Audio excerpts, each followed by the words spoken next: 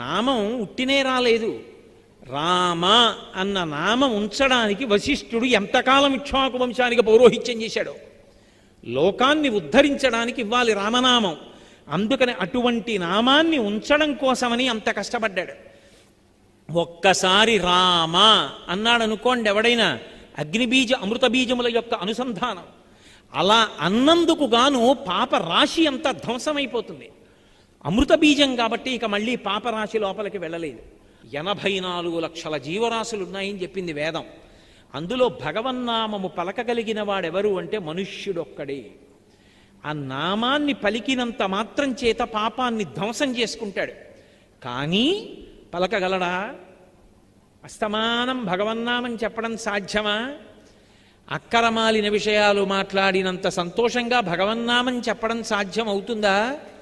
అందుకే పెద్దలైన వారెవ్వరూ నేను భగవన్నామం చెప్తానని లేదు, నా చేత చెప్పించమని అడిగారు భగవంతుణ్ణి. భగవన్నామము ఎంత శక్తి కలిగి ఉంటుందో చెప్తారు మనకి భాగవతంలో. చెప్తూ అంటారు, బ్రహ్మహత్యానేక పాపాటములకగ్ని కీలలు హరినామ కీర్తనములు, గురుతల్ప కల్మష క్రూరసర్పములకు గేకులు హరినామ కీర్తనములు, తపనీయ చౌర్యసం తమసంబునకు సూర్య కిరణముల్ హరినామ కీర్తనములు, మధుపాన కల్మష క్రూర నాగసమితికి సర్పముల్ సింహముల్ హరినామ కీర్తనములు, మహిత యోగోగ్ర నిత్య సమాధి విధుల ఎలరు బ్రహ్మాది సురలకు అందరాని భూరి సామ్రాజ్య భోగభాగ్య ఖేళనంబులు హరినామ కీర్తనములు అంటారు. పాపాలు వేరు, పాతకాలు వేరు. పాతకాలు కొన్ని 100 జన్మలు కట్టి కుడిపేస్తాయి, అంత భయంకరం. పంచమహాపాతకాలంటారు. పొరపాటున కూడా అవి జరగకూడదు. బ్రహ్మ హే మహారీచాసురాపో గురుతల్పక, ఇవి 4 ఒకెత్తు.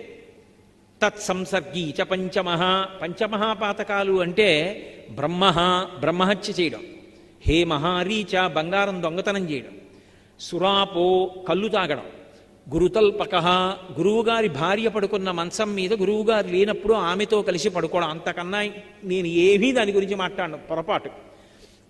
గురుతల్పక ఈ 4. ఈ 4ంటిల్లో ఏ ఒక్క తప్పు చేసిన వాడినైనా పట్టుకుని వీడు నా మిత్రుడిని వాడితో కలిసి ఉండడం 5వ మహాపాతకం. ఇవి పంచమహాపాతకాలు. ఈ పంచమహాపాతకాలు చేసిన వాడు ఏం చేసినా పోదు దాని దోషం. కలియుగంలోట అంటే చేసినామని చెప్పమని చెప్పట్లేదు, అంత పెద్ద పెద్ద పాతకాలు కూడా ఏది పోగొట్టగలదు అంటే బ్రహ్మహత్యానేక పాపాటవులకగ్నికీలలు హరినామ కీర్తనములు. బ్రహ్మహత్య అనపడేటటువంటి పెద్ద అరణ్యానికి కూడా దావానలంలాంటి అగ్నిహోత్రం ఏది అంటే హరినామ కీర్తనం, భగవన్నామని చెప్పడం. అలాగే గురుతల్పకల్మష క్రూరసర్పములకు గేకులు హరినామ కీర్తనములు. గురువుగారి తల్పం మీద ఆయన లేనప్పుడు ఆయన భార్యతో కలిసి పడుకున్నటువంటి మహాపాతకమనబడేటటువంటి నాగుపాముకి ముంగిస భగవన్నామ సంకీర్తనం. తపనీయ చౌర్యసం తమసంబునకు సూర్య కిరణముల్ హరినామ కీర్తనములు. దొంగతనం అనేటటువంటి కటిక చీకటికి ఆ మహాపాపానికి సూర్యకిరణం లాంటిది భగవన్నామ సంకీర్తనం. మధుపాన కిల్బిష మదనాగ సమితికి కేసరుల్ హరినామ కీర్తనములు. కళ్ళు తాగడం అనేటటువంటి పరమభయంకరమైనటువంటి మహాపాతకాలు ఏనుగుల గుంపుల్లా వస్తే భగవన్నామ సంకీర్తనం సింహం లాంటిది. ఆఖరికి నిత్య సమాధి విధులయలరు బ్రహ్మాదిసురులకు ఎందరాని చతుర్ముఖ బ్రహ్మగారికి కూడా అందనటువంటి ఆనందం దేనివల్ల లభిస్తుంది అంటే కేవలముగా భగవన్నామ సంకీర్తనం చేత లభిస్తుంది. అందుకే కలియుగంలో భజన మండళ్ళని అంత ప్రోత్సహిస్తారు. అదే కారణం. కూలిన చోట, కొట్టబడి కుందిన చోట, మహాజ్వరాదులన్ ప్రీలిన చోట, సర్పముఖ పీడలు పొందిన చోట, ఆర్తులై తూలిన చోట, విష్ణు భవదూరిని పేర్కొని రేని ఆ కాలుని యాతనా వితతి కాంచరుపూనరు దుఃఖభావముల్ అన్నారు. భగవన్నామం ఎప్పుడు చెప్పాలి అంటే కూలిన చోట. అకస్మాత్తుగా నడుస్తూ నడుస్తూ గడప దన్ను కింద పడిపోయావు.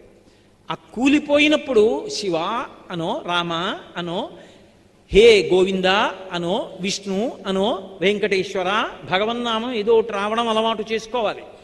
కూలిన చోట, కొట్టబడి కుందిన చోట, ఎక్కడో ఎవరో దెబ్బ కొట్టారు తల మీద, ఒక్కసారి ఎంత నిప్పెట్టిందో, ఎవరో కొట్టక్కర్లేదు, పొడుగ్గా ఉన్నవాడు ఎదిగి మించి పైకి లేచాడు, పైనున్న దూలం తగిలింది. వెంటనే భగవన్నామం గుర్తురాలి. గోవిందా అనో, అబ్బా శంకరా అనో అనగలగాలి, అలవాటు కావాలి. కొట్టబడి కుందిన చోట మహజ్వరాదులన్ ప్రీలిన చోట, ఒంటి మీద తెలివి లేకుండా 104 జ్వరం వచ్చి పడిపోయినప్పుడు కూడా నోటి వెంట భగవన్నామం వస్తోందా లేదా చూసుకోగలగాలి. అప్పై దీక్షితారు వారిని దక్షిణ దేశంలో ఓ అరగంట సేపు పిచ్చెక్కే మందు తాగారు. శిష్యులందరినీ పిలిచి తలుపులేసేయండిరా, నాకు అరగంట పిచ్చెక్కుతుంది, కిటికీ దగ్గర కూర్చోండి, పిచ్చెక్కినప్పుడు నేనేం చెప్తానో వ్రాయండి, గురువుగారు కదా అని వదిలేయకండి, నా ఒంటి మీద తెలివి లేనప్పుడు ఏం చేస్తున్నానో నాకు తెలియాలన్నారు.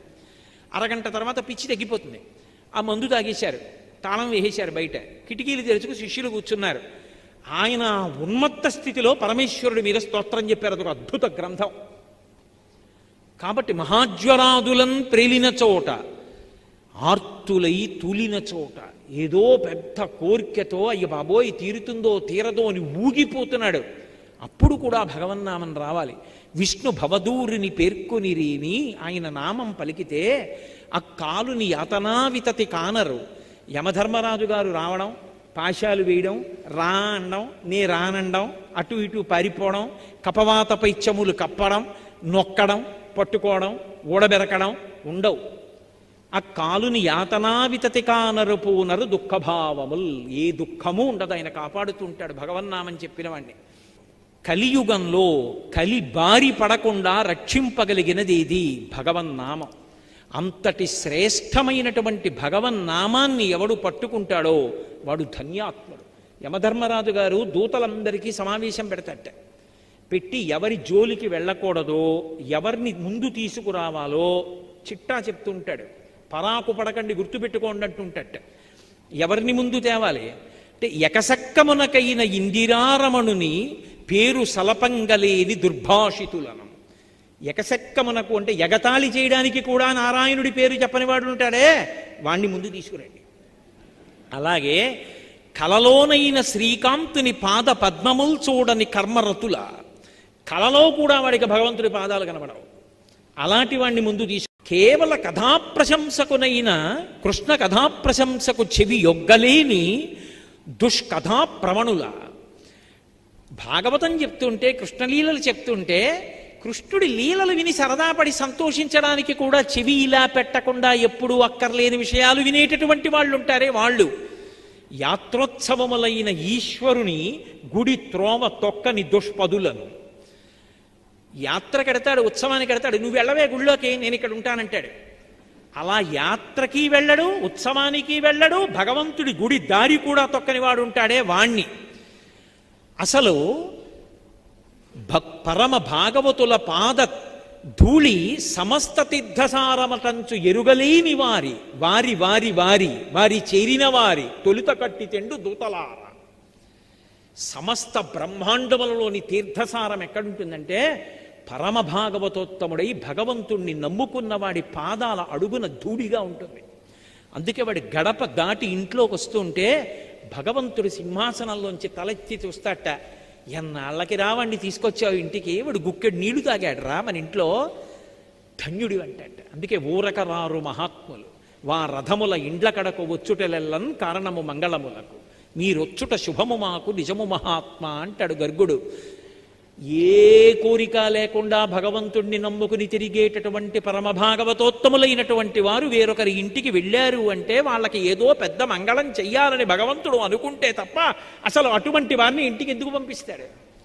అందుకే భాగవతోత్తములు ఇంటికి రావడం అంటే అది సర్వమంగళములకు కారణమవుతుంది. కాబట్టి అటువంటి మహాభక్తుల యొక్క పాద ధూళియందు సమస్త తీర్థ సారం ఉంటుందని తెలుసుకోలేనటువంటి వాడెవరున్నాడో వాడి తోడి వారి, అలా ఆయన చుట్టూ ఉన్నవాళ్ళు, వాళ్ళ చుట్టూ ఉన్న వాళ్ళతో ఉన్నవాళ్ళు ఎవరున్నారో క్షణం ఆక్కండి. తొలుత కట్టి తిండు దూతలారా, తొందరగా తీసుకొచ్చేయండి. కమలనయను మీది భక్తియోగమెల్ల ముక్తియోగమనతంచు మొదలరింగు. అటువంటి వారి జోలికి వారి వారి వారి వారి వారి కూడిన వారి త్రోవపోవలదు దూతలారా. ఎప్పుడూ భగవన్నామని చెప్తుంటారే, భగవంతుడున్నాడని నమ్ముకు తిరుగుతుంటారే, భగవంతుని యందు భక్తి కలిగిన వారు ఉంటారే, వాడి జోలికి వెళ్ళకండి. వాడితో ఉన్న వాళ్ళ జోలికి కూడా వెళ్ళకండి. మీకు అవకాశం ఉంటే వాడి పాదానికి ఉన్నటువంటి ధూళి కాస్త ఏదైనా ఆకులో పట్టుకుని తీసుకురండి, నా కిరీటం మీద జల్లుకుని మీకు జల్లుతానంటట యమధర్మరాజు. భగవన్నామం చెప్పడం అనేటటువంటిది అంత గొప్పది అని భాగవతంలో వ్యాసుల వారు పోతన గారు నిర్ధారించారు. అటువంటి భగవన్నామం. అందుకే కలియుగంలో భగవన్నామాన్ని ఆశ్రయించడం నామిని ఆశ్రయించడమే. నకృతం దైవసంఘైశ్చ నకృతం విశ్వకర్మణ స్వేచ్ఛయా క్రీడతే తత్ర ఇచ్ఛారూపం విరాజిత. వ్యాస భగవానుడు చెప్పాడు, దేవతలు చెక్కలేదు, విశ్వకర్మ చెక్కలేదు, ఎవరూ ప్రతిష్ఠించలేదు, స్వామి తనంత తానుగా పద్మపీఠం మీద నించున్నాడు. అలా అది శిలామూర్తి కాదు, సాక్షాత్ భగవానుడు. అందుకే విద్యుద్ఘాతమని పిలిచింది శాస్త్రం. ఇలా చూస్తే చాలు లాగేస్తాడు మనసుని. మీరు ఏ అలంకారం చేయండి నప్పుతుంది. అందుకే అటువంటి మూర్తి. ఆయన అన్నాడు లక్ష్మీదేవితో, ఇక్కడే నేను ఉండాలి లక్ష్మీ, నేను రాను. ఎందుకు రానో తెలుసా? వైకుంఠానికి ఒక కారణం ఉంది. కలియుగంబున ప్రజలు పాపకర్మంబులాచరించి తత్పాపకర్మ ప్రభావంబున రోగాది దుఃఖములు కలుగగా తాళలేక మొరలు పెట్టి నన్ను పిలువ వారిని బ్రోవకుండగా విడుచుట నాకు పాడి కాదు. కావున వారి ధనము దుష్కర్మములపైకి ఆవాహనంబు చేసి వారి ఆపదలు తీర్చి ఈ కొండపైకి రప్పించి నిస్పృహుండనగుచు అజ్ఞులైన జనులకి ధనము నిప్పింతు నచలమతిని. వచ్చే ఇది కలియుగం లక్ష్మి. కలియుగంలో కలిపురుషుడి యొక్క ప్రభావం చేత విశేషమైనటువంటి పాపకర్మలు ఆచరిస్తారు. ఇది మహాపాపం, ఇది చేయకూడదని తెలుసు, ఇది చేస్తే పాపం వస్తుందని తెలుసు, దాని చేత భగవంతుడి యొక్క కృపకి దూరం అవుతామని తెలుసు, తెలిసి కూడా చేస్తారు. ఆ చేసిన కారణం చేత ఏమవుతుందో తెలుసా? పాపము రోగరూపాన్ని పొందుతుంది. రోగరూపాన్ని పొందితే ఇంతమంది మధ్య ఉన్నవాడు ఈ డబ్బెందుకు పనికొస్తుందంటే ఒక్కడు ఇంటెన్సివ్ కేర్ యూనిట్లో పడుకుంటాడు, ఒంటి నిండా గొట్టాలు ఎడతారు. ఆ పడుకున్నప్పుడు నీ జ్ఞాపకానికి వస్తాను, ఆపద ముక్కులవాడ అనాథరక్షక గోవిందా గోవిందా అంటాడు. అప్పుడు అంటే ఆపద తీమని దాని అర్థం. అప్పుడు అంటాడు, నీకు హుండీలోకి తెచ్చి అది వేస్తాను ఇది వేస్తానంటాడు. నేను తప్ప ఎవడు రక్షిస్తాడు వాణ్ణి? ఒక పక్క కలిపురుషుడి ప్రభావం, చెయ్యొద్దు అని తెలిసినా పాపకర్మలు చేస్తాడు. అప్పుడు నేను కూడా రక్షించడానికి ఇక్కడ లేకపోతే ఎవరికి చెప్పుకుంటాడు? నేనేం చేస్తానో తెలుసా? వాడు పాపం చేసి సంపాదించిన ధనాన్ని వాడి యొక్క పాపానికి సమానంగా ముడుపు కట్టిస్తాను, కొండ మీదకి రప్పిస్తాను, వాడే పట్టుకొస్తాడు. ఆ డబ్బు హుండీలో వేస్తాడు. తత్పాపరూపమైనట్టి ధనము, ఆ పాపరూపమైన ధనం పట్ల నిస్పృహుండనగొచ్చు. నిజానికి నేను సంతోషించను లక్ష్మి. హుండీలో 3,70,00,000 వచ్చిందంటే మురిసిపోను. అయ్యో ఇంత రప్పించవలసి వచ్చిందంటే ఎన్ని పాపాలు చేస్తే వచ్చిందో అని బాధపడతా. కాబట్టి నిస్పృహుండనగొచ్చు. నిస్పృహతో అజ్ఞజనులకు ఇప్పింతు నచలమతిని. నేనేమీ బాధపడకుండా అన్నవాడిని మాత్రం రక్షిస్తూ ఉంటాను లక్ష్మి. మనసు మార్చుకుంటాడేమోనని తలనీలాల రూపంలో పాపం పుచ్చుకుంటూ ఉంటాను. పుచ్చుకుని ఇప్పటికైనా మారి భక్తితో బతకరా అంటూ ఉంటాను. ఆ డబ్బు పేదవాళ్ళకి అన్నం తినడానికి రకరకాల కార్యక్రమాలకి పంపించేస్తూ ఉంటాను. కానీ లక్ష్మి, వడ్డీ కట్టాలి కదూ, నాకు జేబులో డబ్బులు ఉండాలి కదా. మరి కలియుగంలో ఎక్కడ డబ్బు పుచ్చుకుంటానో తెలుసా? నేను డబ్బు పుచ్చుకోవాలంటే ఒకడున్నాడు, వాడు పరమ ధర్మాత్ముడు, పరమభక్తి తత్పరుడు, నన్ను నమ్ముకుని ఉన్నవాడు. వాడు కోరికతో రాడు, తండ్రిని చూడకుండా ఉండలేక వచ్చినట్టు నన్ను చూడాలని వాడు వస్తాడు. నాతో వెంకటాచలంలో ఒకానొకప్పుడు ఒక వృద్ధ అర్చకుడు చెప్పాడు, ఒక్కొక్క రోజు వెంకటేశ్వర స్వామి వారి ముఖంలో గొప్ప సంతోషం కనపడుతుందండి మాకు. అలా కనపడింది అంటే మేము మరునాడు వస్తున్న వాళ్ళని చూస్తాం, ఎవరో ఒక పరమభక్తుడు వస్తాడు గుడికి అని చెప్పారు. అలాంటి వాడు ఒకడు వస్తాడు లక్ష్మి. వాడు హుండీలో డబ్బులు వేయడానికి ఇలా చేయి పెడతాడు. వాడేం పెద్ద పెద్ద కట్టలు వేయడు, వాడు ఒక పావలా కాసో 2 రూపాయలో వదులుతాడు. వాడు వేస్తున్న డబ్బు కోసమని నేను హుండీలో ఇలా చెయ్యి పెడతాను. అది మిగిలిన డబ్బులో పడదు, నా చేతిలో పడుతుంది. అది తీసి ధనదుకు వడ్డీకి ఇచ్చి కుబేరుడి వడ్డీ దాంతో కడతాను. కొంత నేను డబ్బు ఉంచుకుంటాను. నీకో చమత్కారం చెప్పనా, ఇంతమందికి ఇచ్చేవాణ్ణి పరమభక్తుల డబ్బులతో జీవనం గడుపుతూ ఉంటాను. వింతలేల చెయ్యుచుండెదను కొండ మీద. ఆశ్చర్యకరమైన పనులు ఇలాంటివి చేస్తూ ఉంటాను. కలియుగంలో కలిపురుషుడి బారిన పడిన వాళ్ళని రక్షించడానికే కొండ మీద ఉన్నాను లక్ష్మి, లేకపోతే ఎప్పుడో వైకుంఠానికి వచ్చేద్దను.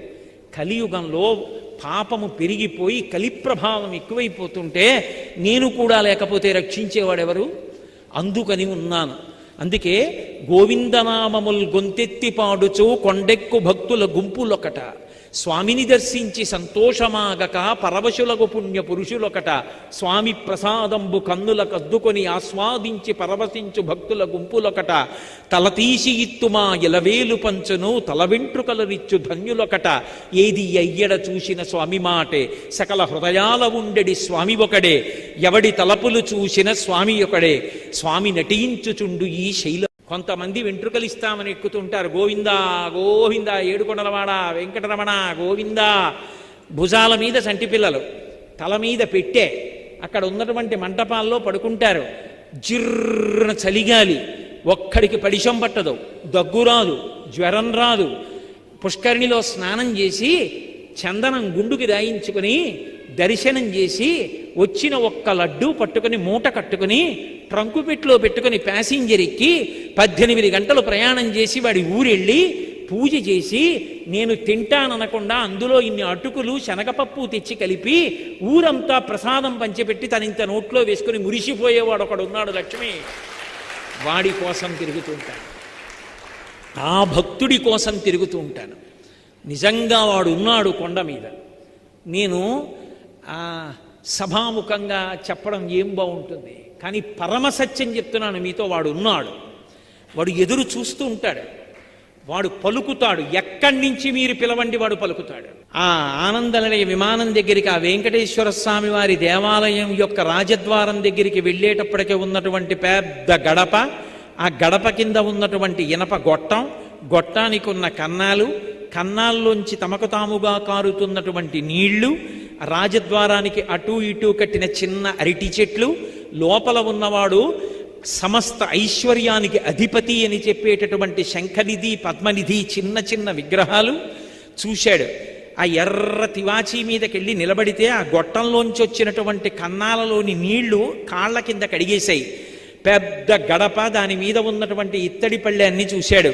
వంగి 2 చేతులతో ముట్టుకుని నమస్కారం చేసి ఇలా దాటాడు.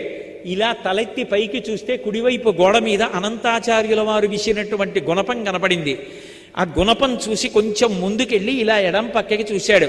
వెంకటపతి రాయలు, అచ్యుతరాయలు, వరదాజీ అమ్మాణ్ణి ఇలా కుడివైపు చూశాడు. చిన్న టోపీ పెట్టుకుని తనుబతికుండగానే కృష్ణదేవరాయల వారు స్వామివారి ముందు నమస్కారం చేస్తూ తన 2 భార్యలు తిరుమలదేవి చిన్నాదేవితో నిలబడి ఉన్నటువంటి కృష్ణదేవరాయల వారిని చూశాడు. ఓహో ఎంతటి ధన్యాత్ముడు రా అనుకున్నాడు. 2 అడుగులు ముందుకెళ్ళాడు. ఎడం పక్కన తులాభారం. ఏ బిడ్డలు లేని తల్లికి బిడ్డలిచ్చాడో, ఏ ఒక్క బిడ్డ ఉన్న బిడ్డ కాపదొస్తే ఆపద మొక్కులవాడ అనాథరక్షక గోవిందా అంటే కాపాడాడో, ఏ తల్లిదండ్రులు అనారోగ్యంతో ప్రమాదంలో ఉంటే వాళ్ళని రక్షించాడో అక్కడికి తీసుకొచ్చి సమర్పిస్తున్నటువంటి ఆ తులాభారం, ఓ పక్కన పోస్తున్న పటికి బెల్లం, బెల్లపు దిమ్మలు, ఆ చిల్లర నాణేలతో ఉన్న బస్తాలు, ఇటు కూర్చున్నటువంటి భర్త, తల్లి, తండ్రి, బిడ్డడు, తులాభారం వంక చూసి ఇంకొక 2 అడుగులు ముందుకేసి ఇలా ఎడం పక్కకి చూస్తే రంగనాయకుల మంటపం, లోపల పెద్ద శేషవాహనం, అక్కడ చిన్న అరుగు, అందులో తెల్లటి బట్టలు కట్టుకుని మెళ్ళో ఐడెంటిటీ కార్డ్స్ వేసుకున్నటువంటి టీటీడీ అధికారులు, ఆ పక్కనే తిరుమలరాయ మంటపం, దాని మీద ఒక పెద్ద ఇత్తడి పళ్ళెం, దాని మీద నల్లటి అక్షరాలతోటి మాలిక్ కాఫూర్ దక్షిణ దేశం మీదకి దండయాత్రకు వచ్చినప్పుడు సమస్త దేవాలయాల్ని కొల్లగొడుతున్నప్పుడు శ్రీరంగనాయక స్వామి ఆలయానికి కూడా వెళ్ళి అక్కడ దోపిడీ జరుగుతున్న సమయంలో రంగనాథస్వామిని రక్షించడానికి ఈ ఉత్సవమూర్తుల్ని తీసుకొచ్చి ఈ మంటపంలో కొంతకాలం ఉంచిన కారణం చేత ఈ మంటపానికి రంగనాయకుల మంటపం అని పేరు వచ్చిందన్న బోర్డు అవన్నీ చదివి కుడిపక్కకి చూశాడు. స్వామికి ఊంజల్ సేవ జరిగేటటువంటి మంటపం, అనేకమైన అద్దాలు బిగింపబడి ఉంటుంది. ఇవి దాటి కొంచెం ముందుకెళ్ళాడు. మొదటి గడప కులశేఖరాల వారు పడి దగ్గర నించున్నాడు. పద్మపీఠం, దాని మీద ఆయన పాదాలు, ఆ పాదాల మీద పెట్టబడినటువంటి బంగారు తొడుగులు, ఆ పాదాలు, ఎవరైనా పాదాలకి కింద మంజీరాలు ఉంటాయి, పాదాలకి పెట్టిన మంజీరాలు కాకుండా మోకాళ్ళకి పాదాలకి మధ్యలో ఏటవాలుగా పెట్టబడినటువంటి పెద్ద పెద్ద అందెలు, వాటికి ఉన్నటువంటి చిరుగంటలు, ఆ పైన బలిష్టమైనటువంటి తొడలు, ఒంటి నిండా నగలు పెట్టుకున్న కారణం చేత పంచపూర్తిగా కనపడకుండా అక్కడక్కడ కనపడుతుంది. ఆ పైన మహానుభావుడు ఈ చేత్తో పట్టుకున్నటువంటి చక్రం, ఈ చేత్తో పట్టుకున్నటువంటి శంఖం, ఇలా చూపిస్తున్నటువంటి వరదహస్తం, దాని నిండా వజ్రాల తాపడం, ఇందరికీ అభయం ములిచ్చు చేయి కందువకు మంచి బంగారు చేయి అని అన్నమయ్య పొంగిపోయినటువంటి ఆ చెయ్యి, ఆ కంఠం, దాని మీద త్రివళులు, సున్నా చుట్టినట్టున్న చిరునవ్వు నవ్వుతున్నటువంటి ముద్దులొస్తున్నటువంటి చిన్న గుండ్రటి మూతి, దాని కింద గడ్డం మీద కర్పూరపు మచ్చ, సంపంగి మొగ్గల కొనతేరినటువంటి కోటేరు లాంటి ముక్కు, కళ్ళు ముక్కు కప్పుతూ పై వరకు పెట్టినటువంటి ఊర్ధ్వపుండ్రాలు, దాని మీద అంత పొడుగున వజ్రాలు తాపడం చేసినటువంటి కిరీటం, ఈ చేతి మించి అలా కిరీటం మించి ఇలా దిగినటువంటి పెద్ద తోమాల, ఆ స్వామి దివ్యమంగళ విగ్రహాన్ని పైనుంచి కిందకి, కింద నుంచి పైకి చూసి పరమ సంతోషాన్ని పొందాడు. పరమభక్తులై అమాయకత్వంతో దాన్ని కూడా ఇలా ముట్టుకుని తల మీద పెట్టుకుని కళ్ళకద్దుకుంటున్న భక్తుల్ని చూసి నవ్వుకుని కిందకి దిగి అలా ముందుకెడిట్లి మెట్లెక్కితే పెద్ద హుండీ కనపడితే జేబులోంచి తీయగలిగిన 1000 రూపాయల కట్ట తీసి అందులో వేసి, మానసిక దరిద్రంలో కూడా దరిద్రమే, 1000 రూపాయల కట్ట వేసి ముందుకెళ్ళి ప్రదక్షిణంగా తిరిగి మెట్లు దిగి ఇలా ఎడం పక్కకి చూస్తే గోడ మీద లక్ష్మీదేవి ఉంటే అక్కడికి వెళ్ళి మిగిలిన వాళ్ళందరూ ఎగిరెగిరి పాదాలు పట్టుకోవడానికి ప్రయత్నిస్తుంటే పొడుగ్గా పుట్టి పొడవైన చేతులున్నందుకు నా జన్మ సార్థక్యమని కించిత్ అతిశయంతో ఇలా 2 చేతులు ఎత్తి అమ్మవారి పాదాలు పట్టుకుంటే మిగిలిన వాళ్ళు ఆయనకి పాదాలు ఎత్తకుండా, మడమలు ఎత్తకుండా అమ్మవారి పాదాలు అందాయని చూస్తుంటే మురిసిపోయే చల్లటి పాదాలు చేతులకి తగిలితే కళ్ళకద్దుకుని తల మీద పెట్టుకుని యువతలకొచ్చి కుబేరస్థానమని ఆ మూల రావే అని భార్యని పిలిచి దగ్గర కూర్చోబెట్టుకుని అక్కడ తడిగా ఉన్న చోట ఓసారి కళ్ళజోడు తీసి కొడుక్కిచ్చి ఆ ఉత్తరీయం తీసి నడువుకి కట్టుకుని నేల మీద పడి నమస్కారం చేసి తొందరగా మళ్ళీ దర్శనమివ్వయా తండ్రి అని నమస్కరించి పైకి లేచి గుండెలు కంటుకున్నటువంటి ఆ నీరంతా తడి తుడుచుకుని కళ్ళజోడు పెట్టుకోవాలి కాబట్టి కనురెప్పలు కూడా ఉత్తరీయంతో తుడుచుకుని మళ్ళీ కళ్ళజోడు పెట్టుకుని ఆ తాడులో అటువైపు గోవిందా అంటూ పరిగెత్తుకెళ్ళిపోతున్న భక్తుల్ని చూసి ఇప్పుడే మేము అనుభవించాం, మీరు అనుభవిస్తున్నారు, అదృష్టవంతులం మనందరం అనుకుని ఇలా ఎడం పక్క నుంచి మళ్ళీ మెట్లెక్కి అవతల వైపుకి దిగి మళ్ళీ ఎడం పక్కకి తిరిగితే అవతల గంగాళాలు పెట్టుకుని ప్రసాదాలు ఇస్తుంటే ఎందుకైనా మంచిదని కొడుకును అటు పంపించి భార్యని ఇటు పంపించి నేను ఇటు వెళ్ళి 3 వరసల్లోంచి అవతల వైపుకొచ్చి పూలబావి దగ్గర నిలబడి నీకేమిచ్చారంటే లడ్డిచ్చారంటే, నాకేమిచ్చారంటే చక్ర పొంగలు ఇచ్చారంటే, నీకేమిచ్చారంటే పులిహార ఇచ్చారంటే, ముగ్గురం పంచుకు తిందామని చక్ర పొంగలు కూడా పెట్టంటే నాన్నగారండి షుగర్ అంటారు కదా అంటే ఇక్కడ షుగర్ ఏంట్రా అని 3 చక్కగా జుర్రుకుని నాలిక్కు ఇలా అది కూడా నాకేసి ఆ కింద పడేయకుండా ఆకు బుట్టలన్నీ తీసుకెళ్లి బుట్టలో పడేసి వంటశాలలోంచి వస్తున్న వాసన పీలుస్తూ నించుంటే ఎందుకలా చూడడం, కాసేపు ఆ అష్టదళ పాదపద్మరాధనానికి వచ్చినప్పుడు మనకి లడ్లు వడలు ఇస్తారు లేండని భార్య అంటే సంతోషంగా వెళ్ళి అక్కడ ఉన్న పంపు నొక్కి దాని కింద చేయి పెట్టి కడుక్కుని తీయటి నీళ్లు కాసిని తాగి ముందుకొస్తే కాగడాలు స్వామివారి ఊరేగింపులో వెళ్ళినవి తీసుకొచ్చి అక్కడ పెట్టి నీటి గొట్టాలతో కడుగుతుంటే నీరు కొంచెం జిడ్డుగా ఉంటే గట్టిగా పట్టుకోవేవో అని భార్య చెయ్యి పట్టుకుని కొంచెం మెట్లు దిగి ఇలా మళ్ళీ ఎడం పక్కకి తిరిగి పైకి చూస్తే స్వామివారికి తగిలిన గుణపం కనపడి మళ్ళీ ఇలా చూసి ఓసారి లోపలకు కనపడుతుందేమో అని తాపత్రయపడితే ధ్వజస్తంభం అడ్డొస్తే స్వామి మళ్ళీ తొందరగా పిలిపించుకోవయ్యా అని ఆనందంగా వెళ్ళి పెద్ద గడప దాటి బయటికి వెళ్ళి స్వర్ణరథం పూర్వం ఉన్నటువంటి మందిరం దగ్గర దించుని కొడుకు వెళ్ళి ప్లాస్టిక్ కవర్తో ప్రసాదం పట్టుకొస్తే వేడిగా అప్పుడే కట్టిన ప్రసాదం ఏమో ముక్క విరిచి కళ్ళకద్దుకుని ఇప్పుడైతే మళ్ళీ తినడానికి షుగర్ అడ్డు రాదని గభాలను నోట్లో వేసుకు తింటుంటే భార్య వచ్చి ఏమండి ఇదిగో పళ్ళరసం తీసుకొచ్చానంటే మళ్ళీ అప్పుడు బహిర్ముఖుడై ఓహో ఆఫీస్ నుంచి వచ్చి పళ్ళరసం కోసమని ఇక్కడ పడుకున్నాను సహస్రదీపాలంకార సేవదు గుర్తొచ్చి ఆనంద నిలయం వెంకటేశ్వరుడు గుర్తొచ్చాడని మురిసిపోతే స్మరించినంత మాత్రం చేత స్మరణాత్ సర్వపాప